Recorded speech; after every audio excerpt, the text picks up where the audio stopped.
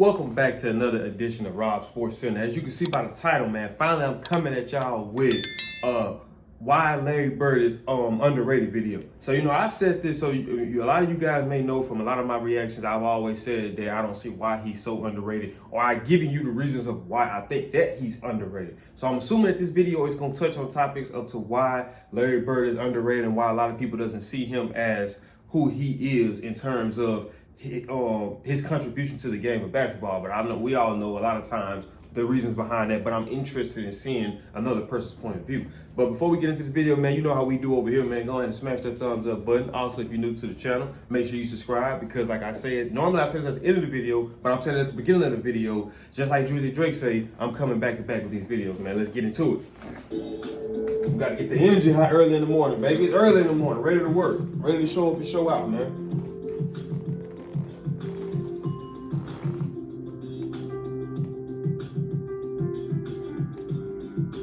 Oh yeah, just to show me, just to let me know that y'all rocking with the videos, and just to let me know that y'all rocking with Bird, go ahead and comment down below, man. Team Bird, if you really a part of the Bird Nation. That Larry Bird is one of the greatest NBA players of all time, and even sneaks his way into the GOAT debate among many basketball circles. The thing is, I personally rank Larry Bird higher than most people do, as he's currently sitting in the 6th spot on my all-time list, and I even have him ranked slightly ahead of Magic Johnson, which is certainly a more uncommon opinion. I think there's some major misconceptions to Bird's game that result in him not getting quite as much credit as I believe he deserves. And by the end of this video, I think that I can convince some of you that Larry Legend is in fact underrated. Before we get into some misconceptions, let's start with what most people already know about Bird, and I'll elaborate upon it. Over his 13-year career, Larry averaged 24.3 points on a stellar 56.4 true shooting percentage. Despite their talent-heavy history, Bird is the Celtics' all-time leading playoff scorer. So whether it was in the regular season or the postseason, he was always an efficient and lethal threat. He was obviously a legendary scorer and an incredibly efficient shooter. Larry is objectively one of the greatest three-point shooters of all time, as he's tied with Craig Hodges for the most three-point contests won in a career with a total of 3.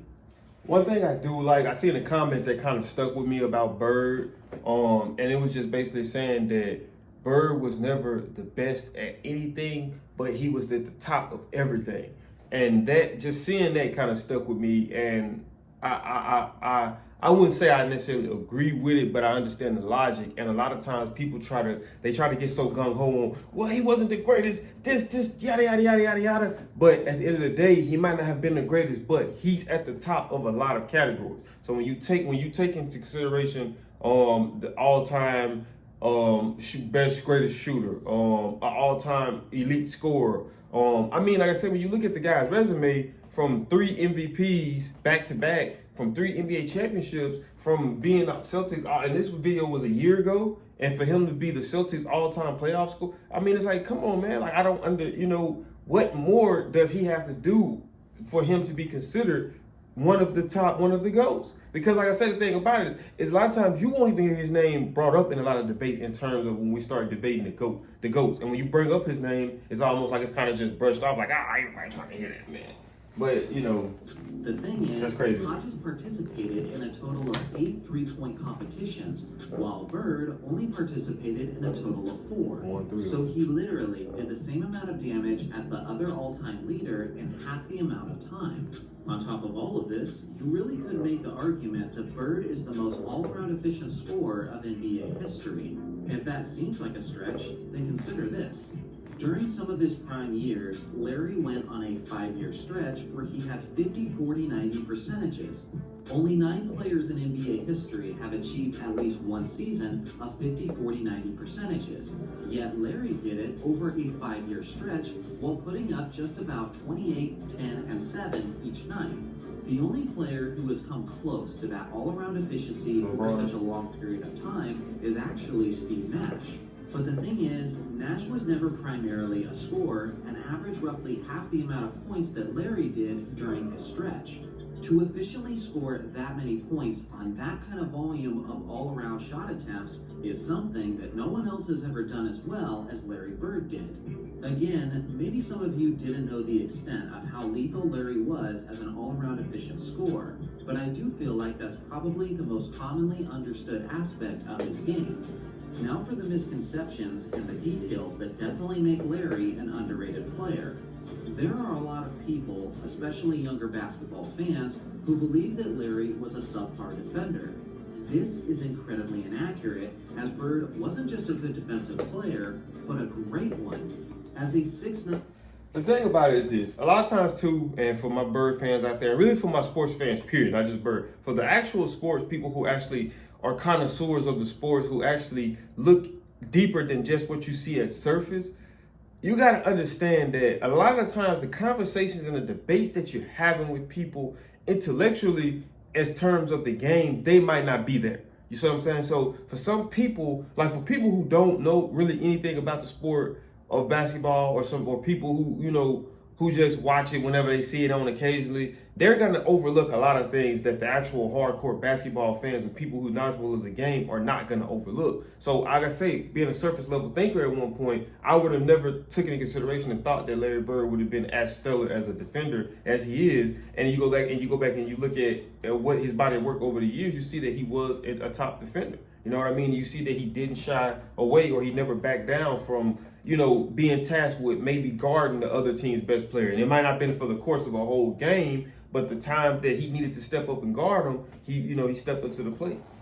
And small forward, he definitely had the size and length to frustrate the offensive opponent. Sure, there is the narrative that Larry was a slow and unathletic player, and thus it affected his defensive play. This is true to a certain extent, but it's also grossly exaggerated. What Larry did have are the most important traits of a great defensive player, which are hustle, heart, intelligence, effort, and availability. Larry was never lacking in any of these areas. He always put in the work, and he was incredible, not only at reading the defenses, but all. Hey, look, and here's the thing too. Like I say, if you're knowledgeable with football, right? We have a term called flying to the ball, and that's a defensive term.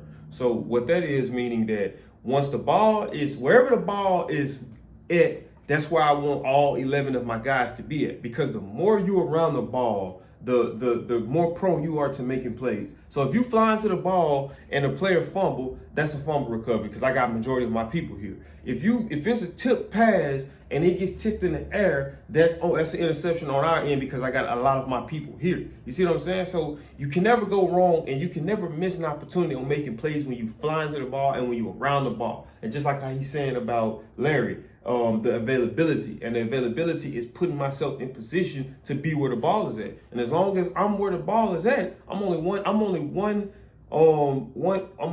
step away from making a potential game affecting play, or just a play that just sparks my team. You know what I mean?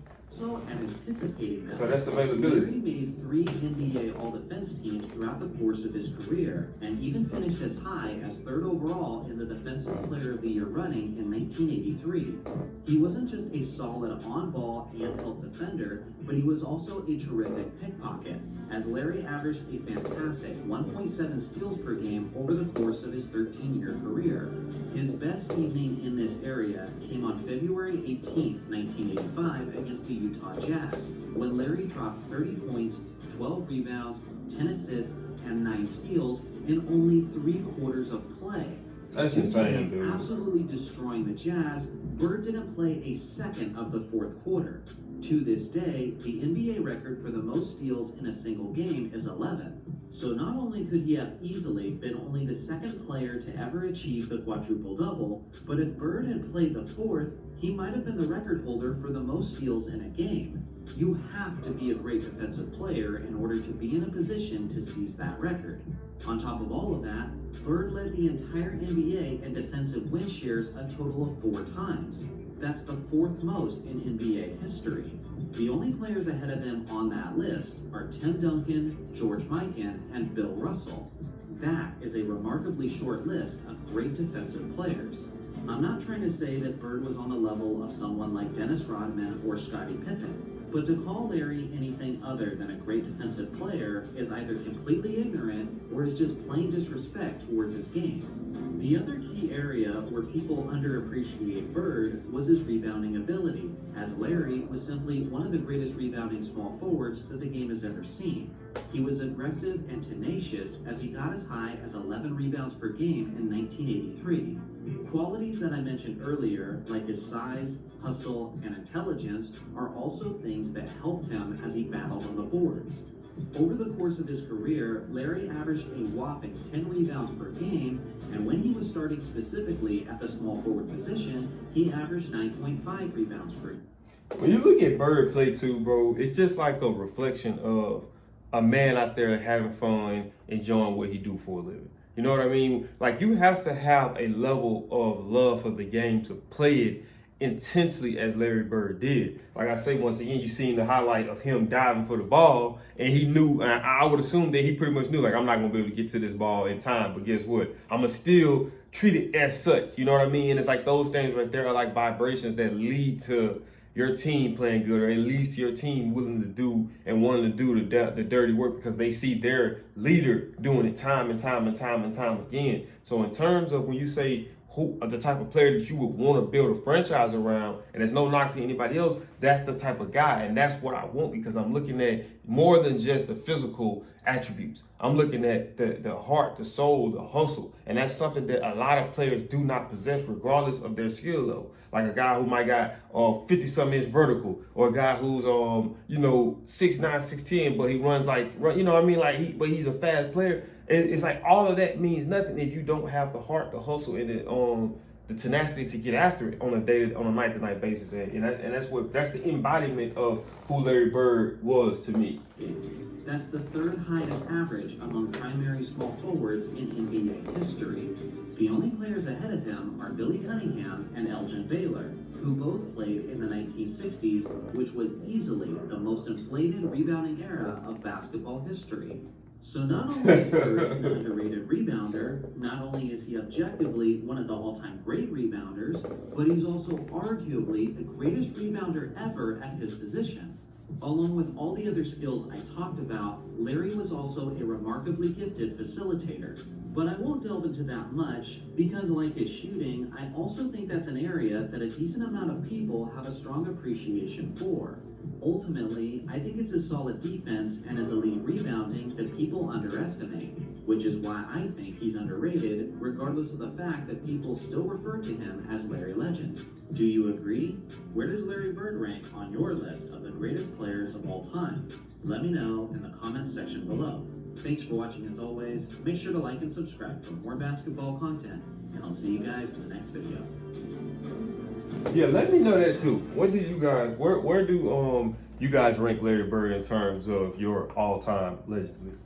But as you can see, that is it for this video, man. If you did enjoy this video, do me a big favor. By the way, make sure you dropping where you rank him, but also dropping Team Bird in the comments. But if you did enjoy this video, do me a big favor, man. Smash that thumbs up button. Also, if you're new to the channel, make sure you subscribe. And when you subscribe, make sure that my notifications are on, because just like the GOAT, Drizzy Drake say, I'm coming back to back with these videos, man. I'll see y'all in the next video.